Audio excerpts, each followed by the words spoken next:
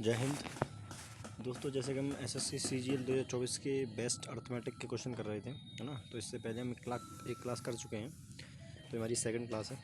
आइए स्टार्ट करते हैं पहले क्वेश्चन के साथ। पहला क्वेश्चन है कि अन्ना और बैन प्रत्येक के पास कंचों का संग्रह है। मतलब यदि अन्ना बैन को एक कंचा दे देता है तो उन दोनों के पास बराबर संख्या में कंचे हो जाते हैं। इसके विपरीत यदि अन्ना बैन को एक कंचा दे देता है तो उसके पास मौजूद कंचों की संख्या से 3 गुना कंचे होंगे। उन दोनों के पास कुल कंचों की संख्या देखो, मान लेता हूँ अन्ना के पास एक कंचा था, एक कंचे थे और बैन के पास 20 कंचे थे। जब बोला कि अन्ना ने बैन को एक दिया तो मतलब अन्ना के पास से घटा होगा और बैन के पास एक बड़ा होगा और ये दोनों बराबर हैं, तो ये पहले इक्वेशन बन गई। ठीक है भाई। दूसरे इक्वेशन की मैं बात करूँ तो बोला है कि यदि बैन अन्ना को एक कंचा दे दे, अब की बार बैन अन्ना को एक कंचा देगी तो ए के पास एक जो अन्ना के पास एक कंचा बढ़ जाएगा और बैन के पास जो है एक कंचा घट जाएगा, है कि नहीं। तो अब बोलना है तो तो उसके पास बैन के पास मौजूद कंचों की संख्या के 3 गुना संख्या हो जाती है। यानी अब अन्ना के पास जो बैन के पास जो कंच है ना उसके 3 गुना के बराबर हो जाएगा। मतलब इसका मैं 3 गुना कर दूंगा, अब जितनी संख्या इसके बराबर होगी वो अन्ना के पास के बराबर होगी। ठीक है, ये क्वेश्चन सेकंड है गई। अब यहाँ से ए और बी की वैल्यू निकालना है, बस सवाल खत्म हो गया। पहला इक्वेशन ए को सॉल्व करना होगा तो देखो ये आ जाएगा a माइनस बी बराबर 2। ठीक है, इसको सॉल्व करने में डायरेक्ट सॉल्व कर दिए तो समझ गए हो ना, समझ ही गए होंगे यार। देखो 3b तो यह आएगा a माइनस 3b, है ना। और ये माइनस का 3 उधर जाएगा माइनस का 4, तो यह जाएगा माइनस का 4। सही बात है, माइनस का 4। ठीक है, बस माइनस कर देते हैं तो ये माइनस माइनस प्लस हो जाएगा, ये प्लस हो जाएगा, यहाँ से ये कटेगा तो ये 2b की वैल्यू कितनी आ जाएगी 6, बी की वैल्यू कितनी आ गई 3। अगर बी की वैल्यू 3 आ गई तो ए की वैल्यू निकालना मेरे हिसाब से ज़्यादा कठिन नहीं है। तो यहाँ रखेंगे 6 1 7, 7 में से एक जाएगा 5, ए की वैल्यू आ जाएगी 5। तो टोटल कितने करने हो गए 11। बस यही पूछा था आपसे। ठीक है, नेक्स्ट क्वेश्चन। लाइक कमरे में कुछ कुर्सियाँ कुछ लोग हैं।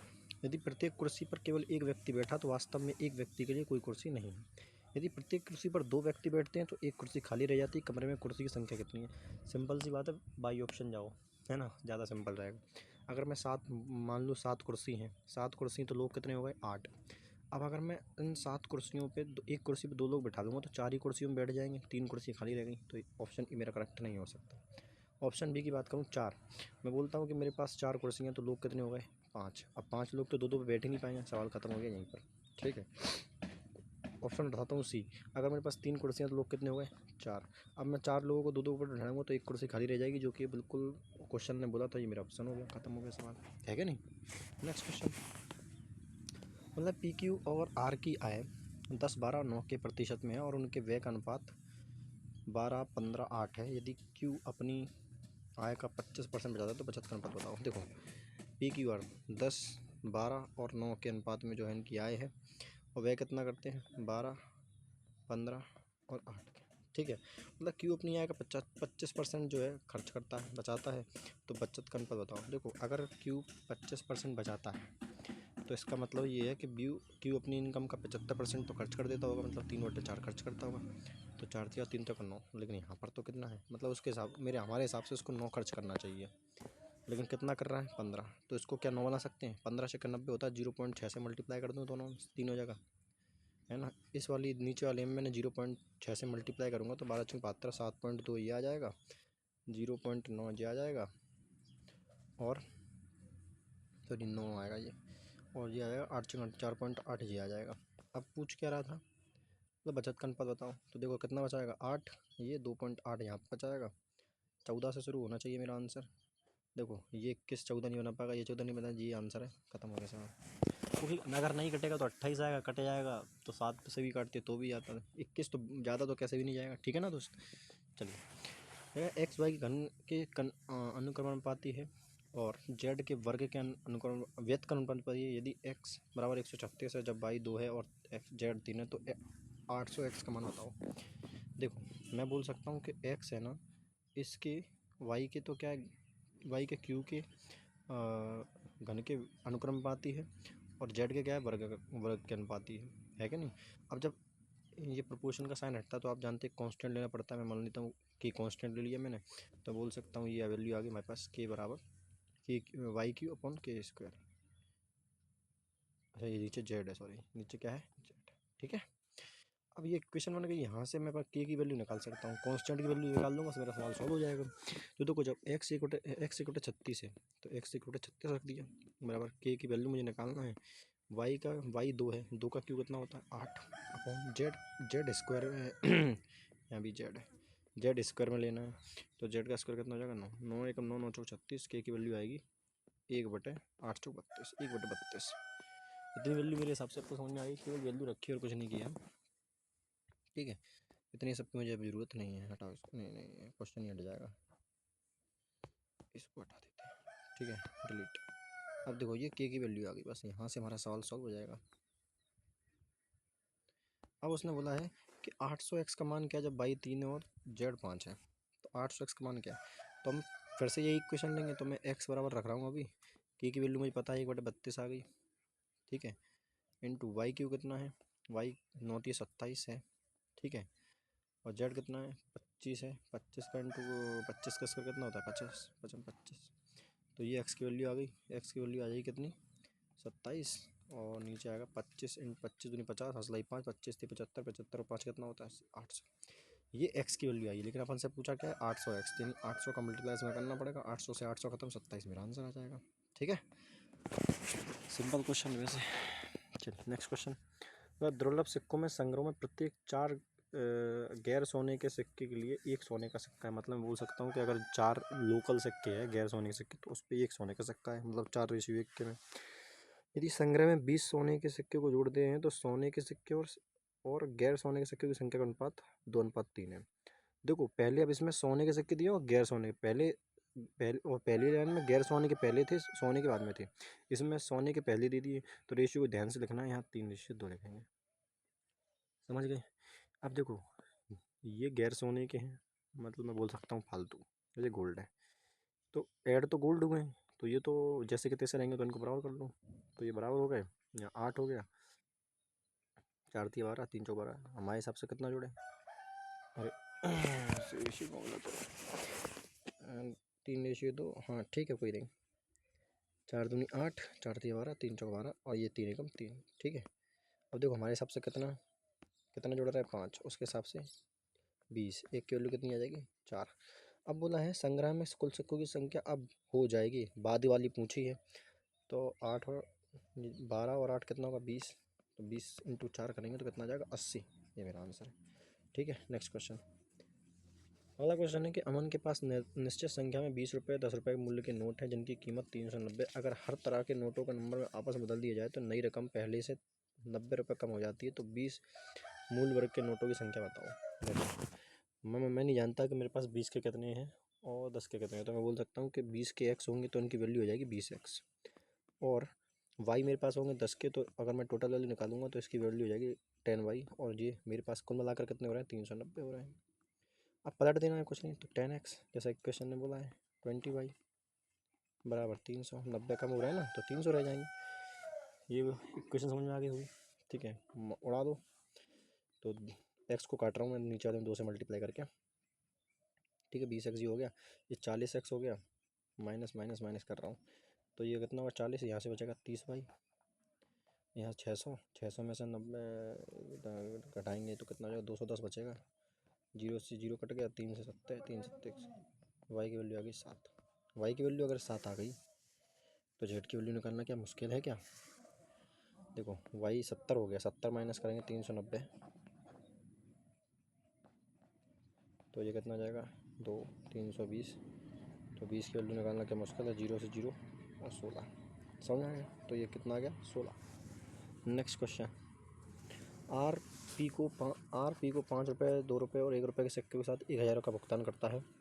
भुगतान के लिए उपयोग किए गए सिक्कों की कुल संख्या 40 है। भुगतान में 5 रुपये मतलब के सिक्कों की संख्या कितनी है। अच्छा क्वेश्चन है, थोड़ा सा ध्यान देंगे, है ना।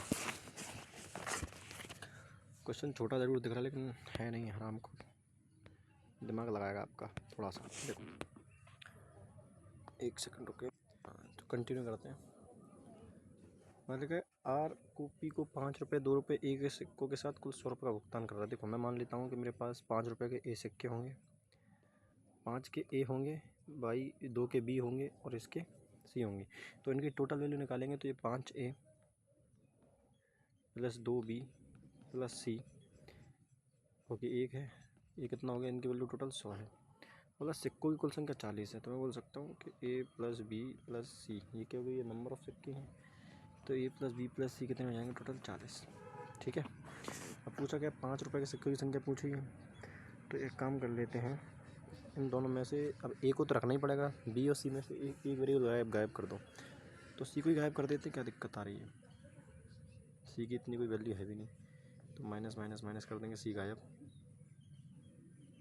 तो 4a प्लस बी बराबर कितना आ जाएगा, 60। सही कर रहा हूँ।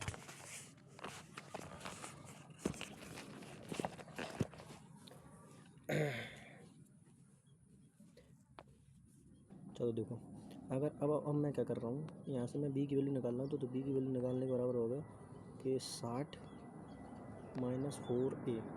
अब देखो, अब ऑप्शन आंसर देंगे, आप आंसर नहीं निकालेंगे, ऑप्शन निकालें। अगर a की वैल्यू आप 16 रखते हो, तो 16 चौका 64, 64 माइनस करेंगे तो माइनस का 4 आ जाएगा। ये बताओ क्या सिक्कों की संख्या माइनस में ले सकते हैं, नहीं, है ना। ऐसे 17 चौक 68 में भी माइनस चलेगा, क्योंकि 60 से जाएगा तो ज़्यादा जाएगा तो माइनस जाएगा। 18 चौक 72 होता है, ये भी माइनस में चले जाएगा। 13 चौक 52, बिल्कुल सही है। 52 निकालेंगे तो जैसे ही बी 52 बोलेंगे तो बी की वैल्यू कितनी आएगी, 8, यानी बी के कितने सिक्के होंगे, 8, क्योंकि ए बी सी हमने क्या माना है, ए बी सी हमने माना है नंबर ऑफ सिक्के, सिक्कों की संख्या है ए बी सी। ठीक है ना। चलिए नेक्स्ट क्वेश्चन, ये भी सेम वैसा ही क्वेश्चन है। ठीक है, हटा इसको, कैसे हटेगा ये, अरे आ जाओ।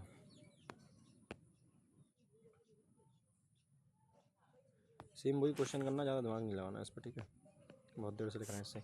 120 का भुगतान 10 में किया जाता है, तो मैं बोल सकता हूँ 10A plus 5B plus 2C बराबर कितने हैं, 120 रुपये हैं। और A plus B plus C कितने हैं, टोटल 25। तो अब ये 10 की पूछी, मतलब ये तो रखना पड़ेगा, बाकी माइनस करना पड़ेगा। तो एक काम करते हैं, 2 को हटाते हैं, देखो 4 दूनी 8, नहीं तो 2, तो 8A बचेगा। ठीक है, 2B, तो ये 3B बचेगा, बराबर 2C से 2C तो चला ही जाएगा, 25 दूनी 50, कितना आएगा, 12 माइनस 5 कितना होता है, 70। ठीक है, अब 3B की वैल्यू निकाल लो अपन, 3B की वैल्यू निकालेंगे तो जाएगा 70 माइनस 8A। अब देखो वैल्यू चाहिए इंटीजर में, अब B 3 को उधर भेज देंगे तो 3 यहाँ जाएगा। अब वैल्यू आनी चाहिए इंटीजर में, तभी आंसर निकलेगा। देखो 8 छंग 48। अब देखो, अब बी याद रखो कि संख्या तो हमेशा इंटीजर में लेंगे अपन, ए बी सी इंटीजर होनी चाहिए कि नहीं होनी चाहिए। इंटीजर का मतलब है कि सिक्कों की संख्या, आप सिक्का या तो एक लेंगे या एक भी नहीं लेंगे, ऐसा नहीं है आधा सिक्का आप ले लें, है ना। तो ये इंटीजर में आंसर आना चाहिए, एक वैल्यू ऐसी रखनी पड़ेगी। तो देखो 6 48 48 कितना आ जाएगा, 2 22। अब 22 से 3 में डिवाइड देंगे भाई, यहाँ 48 आएगा, 48 में 70 गए तो 22 बचेगा, 22 में 3 से डिवाइड देंगे, क्या चला जाएगा सर, इंटीजर वैल्यू नहीं आएगी, तो ये मेरा आंसर नहीं हो सकता। 4 को चेक करेंगे, 8 चौक 32, तो 10 में से 2 गए 8, 3 में 6 गए 38, 38 को भी डिवाइड देंगे, नहीं आएगा भाई, इंटीजर नहीं आएगा, तो ये भी नहीं हो सकता। 10 निकालेंगे, 8 दम 80, माइनस में जाएगा, ये तो आंसर हो गई नहीं। 8 64, 64 माइनस 70 करेंगे, 3 आएगा, 6 आएगा, और 6 से में 3 का डिवाइड पूरा जाएगा, इंटीजर वैल्यू दे देगा, यानी ये मेरा आंसर हो जाएगा। ठीक है भाई, चलिए नेक्स्ट क्वेश्चन। लिखा है 3 उम्मीदवार XYZ एक चुनाव में भाग लिया। X को Y से 30% अधिक वोट मिले, Z को Y से 25% अधिक वोट मिले। X ने Z को 5000 वोटों से पीछे छोड़ दिया। यदि 71% मतदाताओं ने मतदान किया तो कोई अवैध वोट नहीं डाला तो मतदान में सूची। सिंपल क्वेश्चन, देखो XYZ 3 लोग हैं, ठीक है। X को Y से 30% अधिक मिले, यानी अगर जेड को वाई को 30 मिले तो इसको 13 मिले होंगे। उधर जेड को वाई से 25% अधिक मिले, तो ये आ गया 4 5। यहाँ से करेंगे रेशियो बराबर, तो ये देखो 13 चौक 52, 10 चौक 40, 5 दम 50। हमारे हिसाब से कितने ज़्यादा मिले हैं, 2, 2 की वैल्यू कितनी है 50, तो 1 की वैल्यू 2500 आ गई, आगे कि नहीं आ गई। अब ये 2500 क्या है, अब देखो 1 की वैल्यू 2500 है, तो टोटल वोट देखना कितने हो रहे हैं, तो 0 0 2, मैं इसको हटाता हूँ। हमारे हिसाब से टोटल वोट कितने हो रहे हैं, 2, 5 4 9 4, 9 5 14, 142। तो अगर 1 की वैल्यू 25 है तो 142 की वैल्यू कितनी होगी, ये होगी टोटल। वो बोल रहा है कि ये कितने, ये क्या है, ये वैलिड वोट, ये 71% की वैल्यू होगी कि नहीं होगी, ये टोटल, क्योंकि ये टोटल क्या है, वो वैलिड वोट्स हैं, क्या है वैलिड वोट, और वैलिड वोट कितने थे 71%। ठीक है कि नहीं। वैलिड वोट कितने थे? 71%। एक सेकंड रुकना जरा, इसको हटाने का कोई और तरीका है? हाँ, अब देखो, अब ये जो वोट निकलेंगे ये वैलिड वोट हैं, और वैलिड वोट कितने थे? केवल 71%। आपसे पूछा टोटल वोट, तो देखो 71 से यहाँ जाएंगे 2 बार, तो 25 दूनी 50 है, 25 दूनी 50, तो ये 5000 आ गए टोटल वोट। लेकिन आपसे पूछा वैलिड, और वैलिड तो 100 होंगे, तो 2 जीरो और लगा देंगे, 50 के आगे बहुत सारे जीरो होंगे, 5 के आगे ये आंसर है। ठीक है, खत्म हो गया सवाल। चलो, लिखा 2 उम्मीदवारों के बीच में y% मतदाता ने वोट नहीं डाले। y% वोट नहीं डाले गए 10% वोट अवैध घोषित कर दिए गए, जबकि सभी वैध वोट दोनों उम्मीदवार में से किसी एक पक्ष में पड़े थे। जिस उम्मीदवार को कुल वैध मतों में से इतना वोट मिले वो 24 से 48 वोट से निर्वाचित घोषित किया गया। यदि उस चुनाव में मतदान करने वाले लोगों की संख्या इतनी थी तो भाई का मान बताओ। देखो सिंपल सी कहानी है, 16,000 वोट थे। क्वेश्चन तो वैसे सिंपल ही है, 16,000 वोट थे, बोला कि y% मतदाता ने वोट नहीं डाला, तो मैं बोल सकता हूँ 100 में से y% उन्हें नहीं डाला होगा वोट। ठीक है, इसमें से 10% अवैध घोषित हो गए, मतलब 9/10 बचे। फिर उसके बाद बोला कि जीतने वाले को 59.375 मिले, तो जीतने वाले को कितने मिले होंगे? तो 700। देखो 25 ये, तो 625 तो ये, ठीक है, 625 तो ये मिले होंगे, और 40 ही मिले होंगे, तो मैं बोल सकता हूँ 46 पॉइंट, नहीं, हाँ 46.625, 40.625, उसको कितने मिल गए? 40.625 वोट मिले। समझ में आ गया कि नहीं आ गया? ये आनी तो चाहिए वैसे बात, सही लिखा है ना मैंने? देखो 0.25, 600, 400, 600, 625, हाँ ठीक है। अब देखो इन दोनों के वोट का अंतर निकाल लो, तो 59.375 का मैं अंतर निकालूंगा, तो 5 में से 5 गए 0, 7 में से 5 गए 2, 7 में से 2 गए 5, और 13 में से 6 गए 7 पॉइंट, 9 में 0 गए 9, 5 में से 4 गए 1, ठीक है, 19.750, नहीं 19 नहीं, 18.750 आना चाहिए यार। अच्छा यहाँ से 8 है ना भाई, तो यहाँ कितना आएगा? 18.750। अगर 18.750 तो ये अंतर है, अब यहाँ रखना पड़ेगा। लेकिन 18.75 जानते हो क्या होता है? 6.25, 6.25 तो जानती होगी। 6.25 कितना होता है? 1/16, तो ये कितना है? 3 गुना, यानी 3/16 लिखा है, और यही वैल्यू दे रखी है कितनी के बराबर? 2484। काटा पीटी करो, सवाल का आंसर निकलो, ठीक है, और ज़्यादा दिमाग नहीं लगाना। हटाओ इसको। चलो देखो 2 जीरो से 2 जीरो पहले ये बढ़ा दो, फिर 1 जीरो से 1 जीरो इसका बढ़ा दो, ठीक है, 16 से ये 16 ख़त्म कर दो, सब कुछ ही ख़त्म हो गया यार।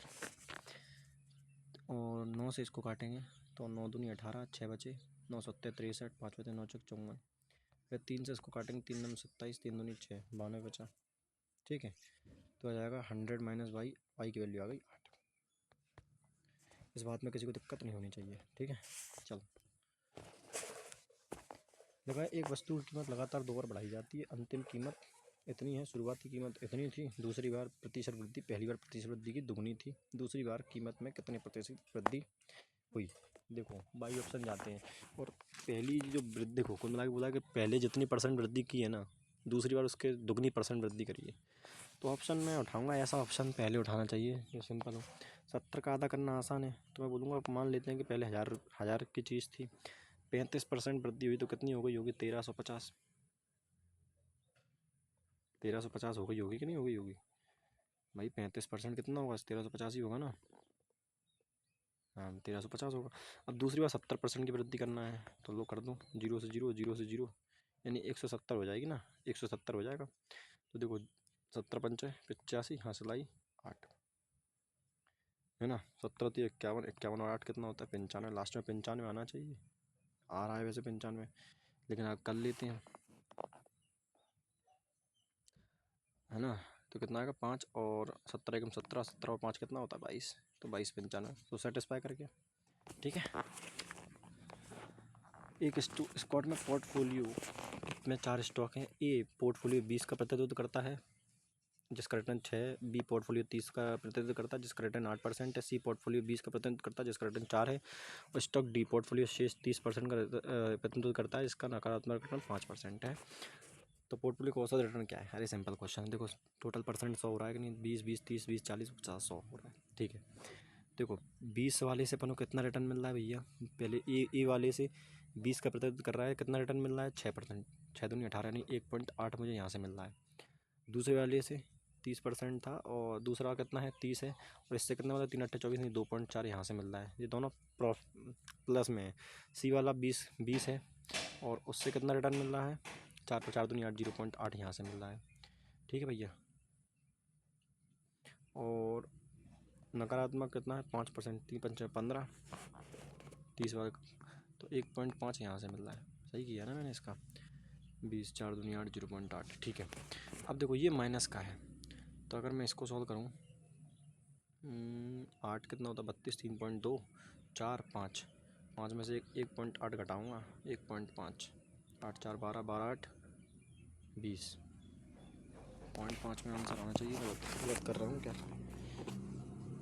20 का कितना 6 दूनी 12, अच्छा 1.2 होगा ये, सॉरी 1.2 होगा, तो 3.6 तो 8 करेंगे 14, तो 4.4 और 1.5 माइनस कर देंगे तो जाएगा 9, 3 में से क्या 2.9%, तो कितना मिल रहा है हमें टोटल 2.9, प्रॉफिट में जा रहे हैं अपन, ठीक है। नेक्स्ट क्वेश्चन, एक डिब्बे में वाई पीले कंचे हैं, बी नीले कंचे हैं, ठीक है। 18% पीले कंचे को 24% नीले कंचों में जोड़ा गया और कुल 30 था, और पीले कंचों का 3 गुना संख्या नीले कंचों की दोगुना संख्या से 200 अधिक है, तो वाई स्क्वायर से बी स्क्वायर का अनुपात बताओ। सिंपल क्वेश्चन है, मतलब 18, देखो वाई पीले कंचे हैं तो 18 बटा 100 वाई प्लस और 24 बी बाई 100, ये जो है कितना है 30 हो रहे हैं, कितने हो रहे हैं 30, ये बी है, ध्यान रखना, ठीक है।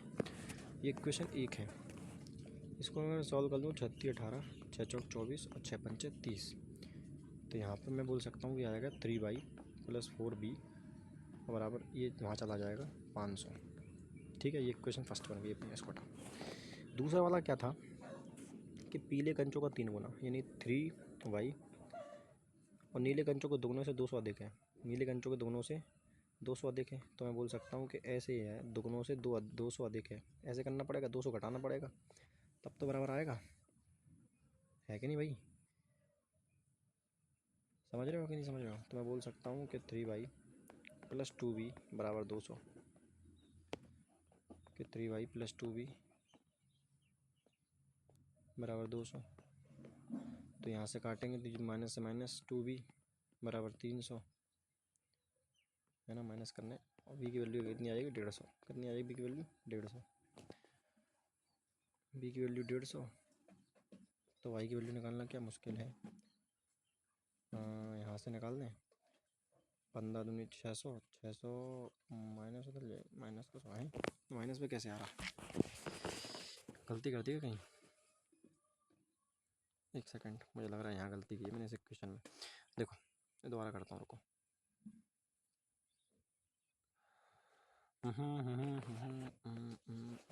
बोला है पीले कंचों का 3 गुना नीले कंचों के 2b से दोगुने से 200 अधिक है, 200 अधिक है, अगर मैं इसमें 200 और जोड़ूं तब ये बराबर होंगे, है ना, तो बोल सकता हूँ 3y माइनस 2b बराबर 200, ऐसा ही है क्या कुछ, 3y माइनस 2b बराबर 200, चेक करते हैं, 2b बराबर 300, फिर से नहीं आएगा यार,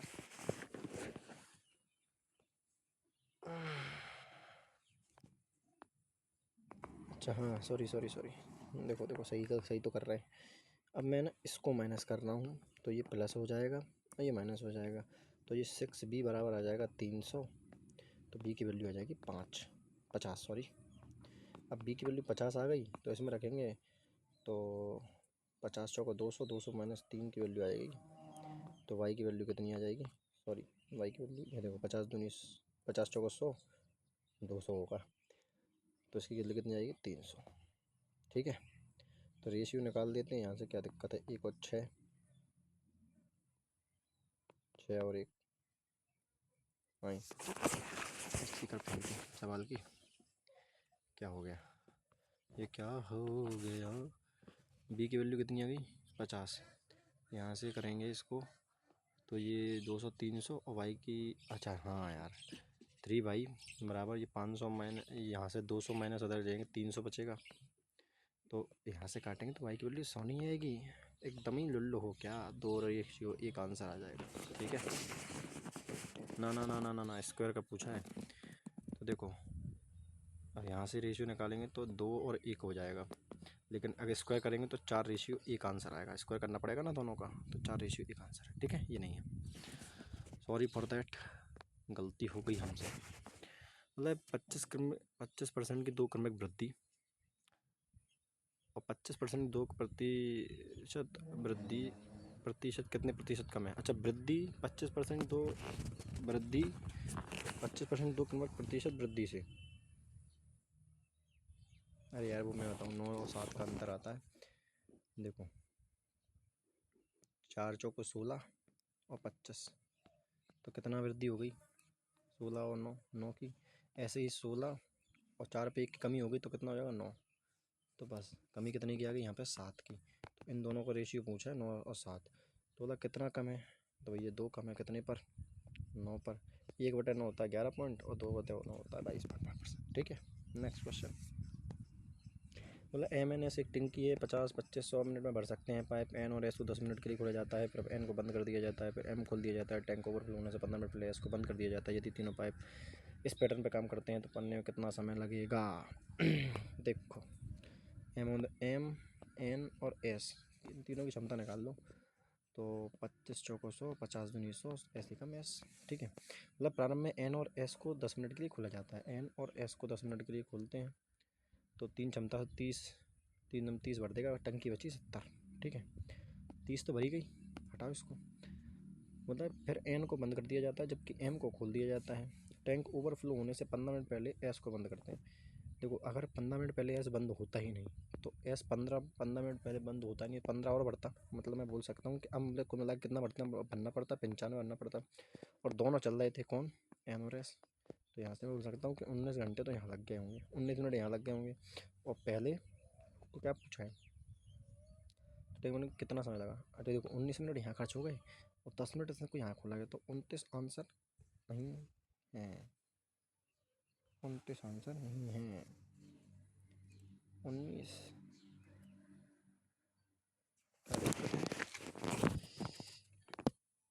बिल्कुल ही डफर हो गया यार, ये 85 नहीं आएगा, 5 से काटेंगे तो कितना 17 आ जाएगा। अब 17 मिनट ये और 10 मिनट पहले खर्च हो गए तो 27 मिनट हो गए आंसर है। ठीक, ये ख़त्म ही नहीं हो रहा क्वेश्चन यार। टैंक को अलग अलग समान प्रवाह और 3 पाइप द्वारा भरा जाता है। पहले पाइप एक साथ काम कर रहे हैं, वे टैंक को उतनी ही अवधि में भर सकते हैं जितनी अवधि में तीसरा पाइप अकेले भरने में लेता है। दूसरा पाइप पहले पाइप की तुलना में 5 घंटे तेज़ी से भरता है, फिर भी तीसरे पाइप की तुलना में 4 घंटे धीमी गति से भरता है। देखो 3 पाइप हैं, ये वाला क्वेश्चन है, अगर आपने कभी सुना होगा, देखो मैं करूँगा तो आपको आ जाएगा। बोला है कि मान लो कि C x समय बढ़ता है, तो ये इससे 4 घंटे धीमे बढ़ता है, मतलब 4 घंटे ज़्यादा लेता होगा। और ये इससे 5 घंटे अधिक में लेता है, तो मतलब ये कहीं ना कहीं 5 4 9 घंटे लेता होगा। अब पूछा क्या है, आपको पता है, याद करो, डायरेक्ट एक्स की वैल्यू निकालते हैं, जो समय एक्स नंबर दे रखे हैं उनका रूट स्क्वायर रूट कर देते हैं। तो 9 × 4 यानी 3 × 2 यानी एक्स की वैल्यू आ गई 6। लेकिन ऑप्शन 6 नहीं है, पूछा क्या है, कोई पहले पाइप को बनने में कितना समय लगता था। एक्स की वैल्यू 6 और 9 कितना आ जाएगा, 6 में 9 जोड़ेंगे तो कितना आ जाएगा 15, ये आपका आंसर। ठीक है दोस्त, बस आज के लिए इतना रखते हैं, मिलते हैं अगला दिन, तब तक के लिए धन्यवाद।